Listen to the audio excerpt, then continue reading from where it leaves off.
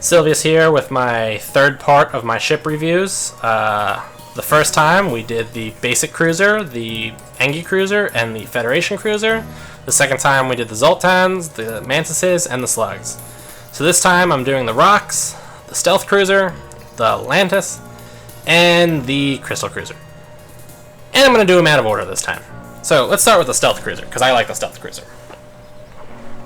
Your first stealth cruiser is the Necessio, who knows. Titanium shell casing. All of your subsystems, or systems I guess I should say, have a 15% chance of not getting damaged when they get hit. You'll still take the whole damage, but your weapons won't go offline. This is pretty decent, but a 15% chance is just, like, not a gamble worth gambling on. 15% of the time your weapon's not going offline is amazing, but the other 85% of the time, it's just not worth having. Ship looks cool though, I have to say. So, all of the stealth cruisers, the Necessio, the DASR-12, and the Simo, who knows, don't start with shields. In fact, they don't even have a shield system, which means you need to buy that at a shop. Which means you might not see that until, you know, Section 6 or Sector 6 or Sector 5 or something like that. Makes them a little bit, unfortunately, variable. The Necessio, or however you pronounce that, also all of them start with long-range scanners. Comes with a crew of 3 humans, which is unfortunate, because humans suck. Does, however, come up with 4 upgraded engines, which makes good for dodging. And it comes with a cloak. Also, decent weapons. Dual laser, mini beam. Pretty good combination of weapons. You just gotta realize that your cloak is your main defense and not your shields anymore. The upside is missiles, which are normally like the worst thing in the world, are no longer the worst thing in the world. They're just as bad as any other weapon. This ship is pretty standard. It's the other two that things get weird. So first we've got the DASR, which again, I like the look of. DASR-12. I have no idea if that's supposed to mean something or not. 2 humans, which are unfortunate. Zoltan, which is better. We lose the titanium shell casing, or titanium systems casings. Still have the long-range scanners. Less engines, but a better cloak. Starts on 10 seconds of the cloak. 4 weapons, which is what's necessary to power your glaive beam. Also more upgraded sensors. I think actually all of them have upgraded sensors or something along those lines. Not this one though. The other 2 have upgraded sensors. And a glaive beam. Here we go. Glaive beam does massive damage. 3 damage per room. Decently sized beam line, I guess we'll call it. 25-second charge up though is the problem. The upside though is you have a 10-second cloak. You go into battle, you've got a guy manning on it, so that 25 seconds is actually a lie, but I don't remember or know what it actually becomes. But let's just say it's 25 seconds. So, 25 seconds, the enemy charges up, fires their weapons at around the 10-second mark. It takes 1 second for the weapons to travel to you. You hit your cloak at the last second. Their shots miss because you triggered your cloak. Your cloak lasts for 10 seconds. Your cloak comes off, you've got maybe 3 to 2 seconds left until your glaive beam is ready to go, and your enemy has to recharge all of their weapons. Glaive beam will cut apart enemy ships. I mean, one of the little achievement things here is destroy a ship at full health during a single cloak in the stealth cruiser. Which, you know, is actually easy to get with the glaive beam. A downside to this ship, though, is that a lucky shot into your weapons room when your glaive beam is at 22 out of 25 seconds is horrible. Otherwise, though, the ship has a decent layout. Shields go into one of these 2 rooms when you do get them, and I think a drone bay will go into another one. In fact, the drone bay is a good thing to pick up. Layout, as I said, is good. Small med bay, which is a negative, but if you can, you should swap that for a clone bay in the first place.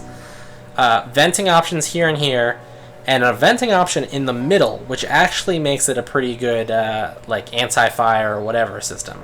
A little hard to get guys out if they teleport into your cockpit, or if your cockpit catches on fire, though. Really good ship, though. I managed to beat the game pretty easily on this one. And then the Simo, who knows, is another really odd ship, but I really like it. Not a big fan of the color, though. Some kind of, like, autumn camouflage or something. Weird layout. Okay for venting, actually. You can vent here and here, vent here in the middle, and vent here at the tip. So, on that end, it's actually pretty good, and you can easily move this guy, get him off of engines, because if you have on a ship that also has shields, if you have all of your different departments manned, shields and engines are probably the ones that you can most easily take off of, take a person off of. So if you get boarded, you can easily take him and put him on door control and help with the venting and stuff like that.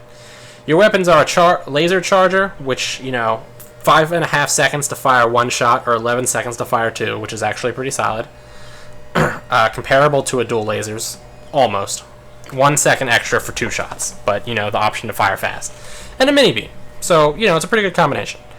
No shields again. 3 engines, though, which helps. Starts with a drone control, which we're going to get to why it's important. It does not have sensors, though, but what it has is a slug crew member, which kind of does the same thing. You also, unfortunately, have a human, and then you have a rock dude. And rock dudes are okay, but they're not my favorites because they're slow. This ship doesn't have a cloak, though. Instead, what it comes with is the one-of-a-kind Shield Overcharger Plus. In stores in the game, you can get a Shield Overcharger, which deploys, floats around your ship, and then every couple of seconds or something like that, it puts a 1-bubble Zoltan shield around your ship. The only difference between this one and a normal one is this one requires 1 less power. 2 instead of 3. Basically, though, it just step-by-step generates a Zoltan shield on you. And you also have an anti-drone, which shoots down enemy drones, obviously. This is actually a really well-designed ship. The anti-drone will take care of any kind of enemy drones that are going to, like, chew apart your ship, which they will chew apart your ship. A beam drone is the worst thing in the world for this ship, because you have no shields. The actual shield overcharger, though, provides that bit of protection. It's a little sketchy at the beginning, though, because you don't have a cloak or normal shields, and you have to rely on the shield overcharger. You can also get incredibly unlucky and have your shield overcharger actually suffer a direct hit and go down, which is retarded when it happens. But this ship, with actual shields and with a cloak and the shield overcharger, is just insanely powerful. One of the ships I was able to beat the game with on hard, actually. Alright, rock ships. The thing about the rock ships is, I hate all of them. I don't like rock crew members. They're too slow. They take too long to get there. They're comparable to a Mantis in combat just because they have that extra amount of HP. But the problem is, if Mantis teleport right here into your engine room, this guy's got to slowly walk over here and then get into the battle. And this guy's not even going to get to the battle by the time where it's relevant. So this guy's going to be fighting 2 or 3 Mantis by himself for a while, and that's a problem. Otherwise, though, the layout of the ship is sort of okay. The only annoying part is that there isn't doors here, here, here, or here. So this guy's got to go out, walk around, and then go up there. It would be easier if he could just go in a straight line, but it's not that big of a deal. Otherwise, though, venting is pretty good, and the ship design is simple. Rock plating is the opposite of the titanium system casing we had here. Titanium system casing was 15% chance to ignore damage to a system, where automatically take the hull damage. This is 15% chance to ignore hull damage, but the system will still get knocked out. This is pointless. A 15% chance to ignore damage is essentially the same thing as a 15% increase in HP. The problem isn't that you're running out of hull points, though. The problem is that your subsystem or your systems are going offline. I would gladly take, a hull missile or a hull laser hit into an empty room than have a hit my weapon system or my shield systems. Losing your shields is horrifying because every other weapon is going to deal damage to you. It doesn't matter if you lost your shields but didn't take the 2 points of damage because of your rock plating. Sell the rock plating. The other problem with this ship is it has only missile weapons. An Artemis is not a bad weapon, and neither is a hull missile, although the hull missile's on kind of a really long charge time. The problem is that you're stuck at the mercy of running out of missiles. Defense drones will ruin your life. This ship is just really hard to run. I'm going to skip this ship, though, because I actually enjoy it first, and then I'm going to go to the Tektite. The Tektite I haven't used a lot because I just hate rock ships. You've got 2 rock crew members. You've also got a crystal crew member. The crystal crew member is okay, but he's not doing anything for you unless you're using him to board and lock down enemy rooms. He's basically just a worse rock member. He is slightly faster than the rocks, and I guess he doesn't take as much suffocation damage, but still. Ship does look cool, though. A heavy crystal mark 1, pierces through shields partially, deals decent damage. Kind of slow charge up, though. We got the useless rock plating again. Swarm missile, 7 seconds to fire 1 missile, which, to be fair, is better than a Lido, but takes 2 energy. And you can charge it up total of 3 times at 21 seconds to fire actual swarm of missiles. Not bad, but again, I'm not a big fan of missile-type weapons. And as a negative to this heavy crystal, it's also capable of getting shot down by defense drones, which is a Achilles tendon weakness of this ship. Upside of this ship, though, is it has a really solid layout, really good for defending against defenders. Vents, vents, vents, vents. Really solidly designed ship, if only it wasn't filled with rock members and crappy weapons. The Shivan, who knows, has the unique Heavy Pierce 1, which I don't think shows up anywhere else. Is basically a heavy laser, except it takes 1 extra energy to fire, 1 extra second to charge, but it ignores shields partially. Solid weapon for knocking out enemies at the beginning of the game, though, and even later on, you can kind of work with it. We've got the useless rock plating. We've got a full crew of rock members, all 4 of them, which is kind of annoying. Ship looks cool, though, I have to say. This ship does not start with a door control, though, so you can't manually open your doors to vent, which isn't relevant because you have no doors that connect to the outside that allow oxygen to leave. If your ship is on fire, your ship is on fire. If you have borders, your borders are there. The upside to the fire thing is your people are all immune to fire, and you also have a firebomb that I guess you could target into your own ship if you really had a problem with borders. I enjoy this ship because I like killing the enemy crew via boarding or anti-bio beams or suffocation or fire. You also get that extra bit of rewards from that too. My favorite, though, is killing them with fire. When you kill them with a boarding party, it's just a fight and then they die. It's kind of the same thing as if you just destroyed their ship. If you use an anti-bio beam or any other kind of weapon to hurt them, you're just, shooting them and then they're dying. If you're suffocating them, they're just running around doing their own thing while their ship turns pink, red, and then they die. When you're lighting them on fire, though, you're burning their ship out, and then they're frantically trying to put the fire out, and then they're running away when they're at low HP. It's my sadistic tendencies, but I think it's funny to watch them burn to death. So I actually like this ship. As a side note to this ship, if you get a crew teleporter, and I honestly forget where the crew teleporter appears in the ship, your rock dudes are immune to fire. You teleport them over, you light the room they're in on fire, and now the enemy crew has to fight 2 rock dudes with 150 HP a pop in a room that's on fire. So I actually enjoy the Shivan, but it is a hard ship to use, and it requires... The firebomb has a long charge time, and it's not great unless you pick up the teleporter. It is a hard ship to use. Alright, now we got our Lanius ships. The Kuros and the Shrike. I, as I mentioned, don't really like the Lanius crew members because they're hard to operate with other people. The Lanius ship kind of keeps that. I'm not a big fan of them. Chain Burst Laser and Ion Stunner are good weapons combinations. Ion Stunners are solid. Chain Bursts are solid. Both Lanius cruisers start with clone bays instead of a med bay on either of them, which I like. Emergency respirators help it so that your human doesn't get killed by his other crew members, but otherwise are pointless. Same situation here. I'd sell the emergency respirators pretty much right away. This ship has an okay layout, good for venting, sort of hard to vent up here, but otherwise not bad. This is kind of awkward if you don't have your Lanius crew member there. If your Lanius crew member there is still there, though, it's fine.